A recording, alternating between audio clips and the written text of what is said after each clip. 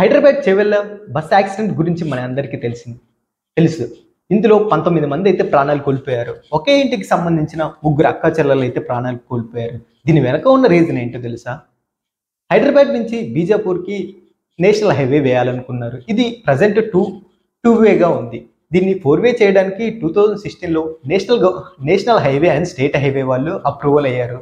2018లో దీనికి రోడ్ వేయాలని కూడా అప్రూవల్ వచ్చింది. దీనికి ఓ నెంబర్ వచ్చింది 163 అని. ఇక్కడ అప్పా జంక్షన్ నుంచి మానేగూడ వరకు 43 కిలోమీటర్స్ అయితే రోడ్ వేయలేదు. ఎందుకంటే ఈ మధ్యలో 195 మర్రి చెట్లు అయితే ఉన్నాయట.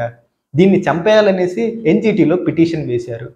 అప్పటి నుంచి ఈ రోడ్డు ఆగిపోయింది. చాలామంది పొలిటికల్ లీడర్స్ అలాగే నేషనల్ హైవే వాళ్ళు ఆ పిటిషన్ కోసం ఫైట్ చేశారు. బట్ కాకపోతే ఆ రోడ్డు అయితే రాలేదు. లాస్ట్ 10 years లోపు 300 మెంబర్స్ అయితే ఈ రోడ్లో చనిపోయారంట. ఇది చాలా డేంజరస్ ఏరియా రోడ్ అంట. అలాగే టర్నింగ్స్ అయితే ఎక్కువ ఉన్నాయంట. డివైడర్ బోర్డ్స్ అయితే లేవట. దీని వెనుక ఉన్న రీజన్ ఇది.